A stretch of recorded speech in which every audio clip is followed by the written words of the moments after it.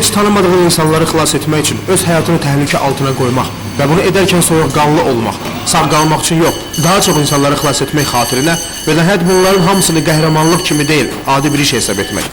Məhz bu xüsusiyyətlərə cəm halda malik olan insan əksər hallarda yanğın söndürən olur.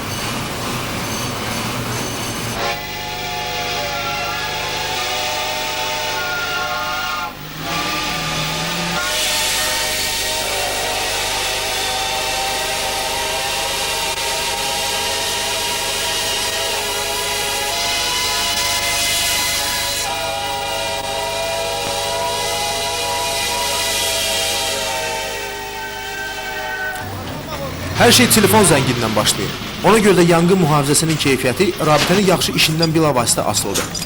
Bugün şəhərimizdə 01 xidmətinin 4 telefon xətti fasiləsiz işləyir.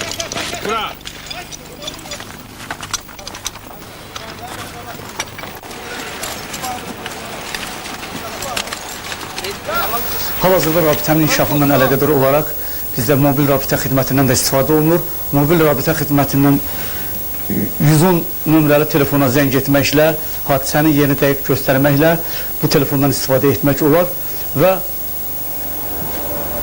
bəzən axır zamanlar bu telefonlara, bu mobil telefon rabitə xidmətinə görürsən boş zənglər olur. Artıq dərəcədə xahiş olunur ki, bura boş zəng olunmasın. Əgər bura boş zəng olunan vaxtı burada nömrə qeyd olunur və biz o boş zəng edən adamlar haqqında inzibati cəzalar görülür.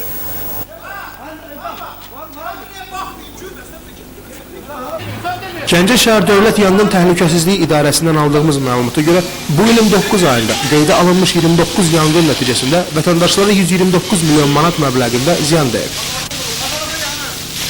Bizim də yanından mühafizə xidmətinin xidmət məmnunəməsi var və şəxsiyyətin o formada döyüş hazırlığı gedib şəxsiyyət tam hazır döyüş vəziyyəti gətirməlidir. Ona görə də şəxsiyyət həyəcan siqnalı alan zaman şəxsiyyət 45 saniyə ərzində döyüş paltarını, döyüş sursatını əyninə geyinib, yanğın maşınlarına oturaraq, yanğın çıxış vərəqəsini alaraq, yanğın yerinə yollanmalıdır. O da ver.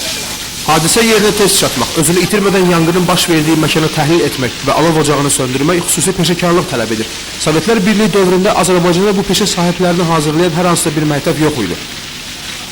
Azərbaycan müstəqilliyi əldə etdikdən sonra, yəni bildiyimiz kimi 1996-cı ildə möhtərəm cənab prezident Heydər Əliyev cənabların böyük əməyi ilə Bakı şəhərində Bakı Yanğın Texniki Məktəbi fəaliyyətə başlamışdır.